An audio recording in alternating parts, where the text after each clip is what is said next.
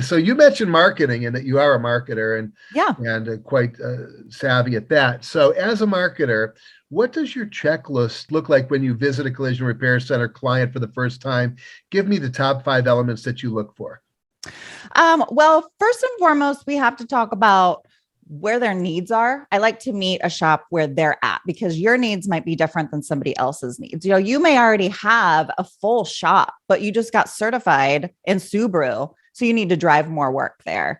And so we need to push the gas pedal on that because you just made a big investment there. So we can specify marketing for certain certifications, or maybe you're slow and you just need to pick up work in general. So really just trying to figure out what is your shop about? What are your needs? And then we really kind of go from there. What are you currently doing? What have you done in the past? What's worked?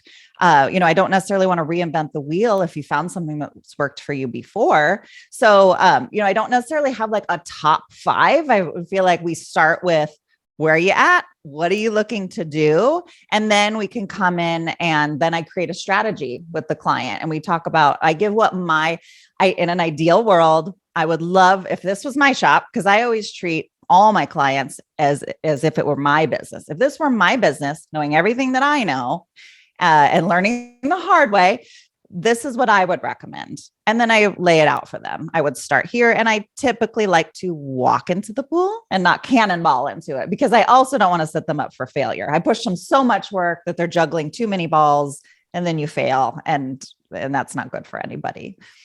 Yeah, so it's a needs analysis. That's the For main sure. thing. What do you For want to sure. achieve and such? Well, what are some of the biggest issues that you see in general body shop operations that prevent them from achieving greater success? Is it the ownership or the financial processes that handicap them the most? What is it, finding good body guys?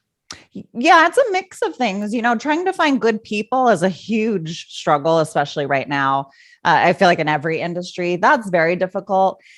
Culture is really big because, first and foremost, if I've got an owner that doesn't really see the value in something and doesn't really buy in, his staff isn't going to buy in. The team doesn't buy in. So then it's very hard to move the marker there. So, being flexible is really, really huge, and understanding the value of marketing, because most owners of a lot of businesses, but especially in automotive, they look at it as an expense versus an investment. And that's a huge Hmm. perspective shift. And for my shops that I work with that see it as an investment, for example, talking about COVID, what they were marketing prior to COVID, I lost one client during that entire period because everybody else had built such a solid business that although it shrunk, their marketing dollars, they could see were getting a return there. So why pull it? Because there's value, they see the value, and that's huge to be able to move the mark.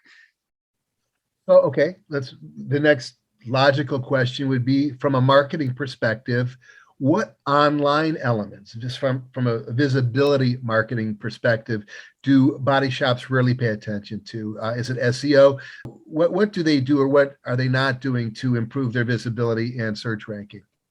Yeah, well, I would say some are doing some things and some are not. It's really all over the board. Yeah. Number one, getting your just free listings up, the Google listing, your Yelp listing, get them up and going with some nice pictures. People want to leave reviews, but they also want to read reviews. And having a place where you can read a good review, see some quality pictures is something free every business can do. Even dealerships, I see them dropping the ball on this. And it's something easy, free, simple, but common sense. Your website. A lot of people have websites. They may think that they look really pretty, but are they actually converting? So we actually have tools that we use on our side, heat mapping and watching actual behavior on the website. And then we can see digitally what people are doing when they get to your site. Then there are all kinds of other things that you can do. Some of the paid things that my agency provides that we see a lot of conversion on for body shops specifically, and body shops owned by dealerships. I have several body shops I work with that are owned by dealerships, and we do Google ads, which is one huge way to get conversions. And we do them a little differently than normal. And then geofencing, which is really big. The way that dealerships understand geofencing is different than the way we do geofencing on the collision side. So if you hear me say geofencing and you've done it in a dealership, I can tell you it's probably not the same because I know the way that the owners do it on the dealership side.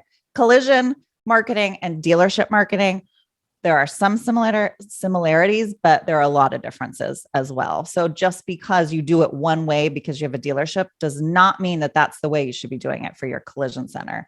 Sure, sure.